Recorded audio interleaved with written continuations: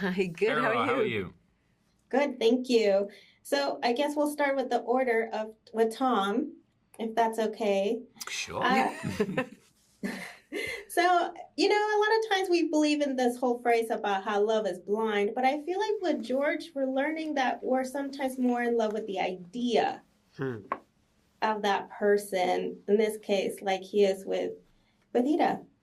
100%. Yeah, there's Love is Blind and then there's George is Blind. And I think I mean, George, unfortunately, is a man of his time. He's a typical man of his time, white, middle class, privileged, and has been brought up to believe that a wife is there to service you and support you.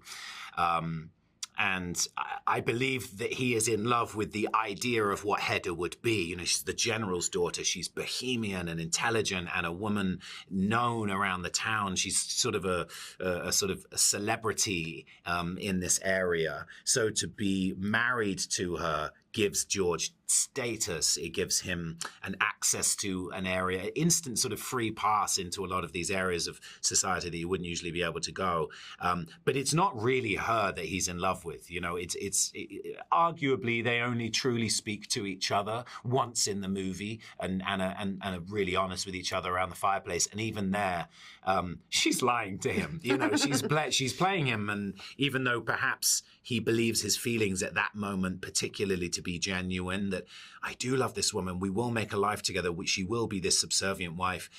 It's not really who she is. He doesn't see her in the same way that Eileen sees her, or even Judge Brack sees her as well. That's true. And for you, Nina, so exciting for your character because you bring this new twist, from originally from the play, who you have lived with for a very long time, and now getting to play this different character. Yeah, just by being a woman. Isn't that amazing?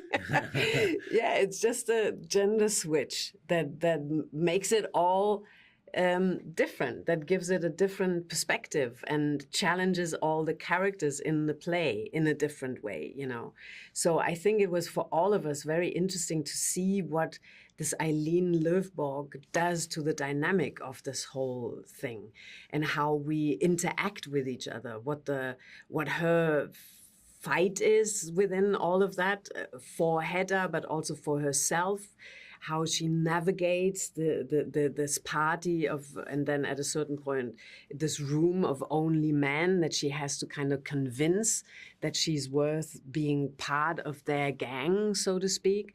And so it changed everything on so many levels and made it all so much more existential, I think, for the character.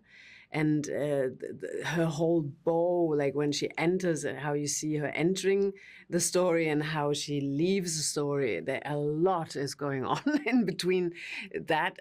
That was just so fascinating to create because it was really not in the play before like this.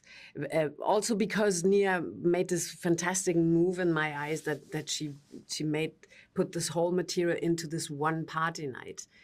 That we all can't escape. We're in this house, we can't leave, and it's the whole night on, and with the alcohol helping us losing control, which all of these characters strive for, which was something you have in the original Ibsen play, but they never get to do it. Yeah. So it was to navigate that, that you don't lose the tension, to always hold some of it back and all that kind of game, this dynamic.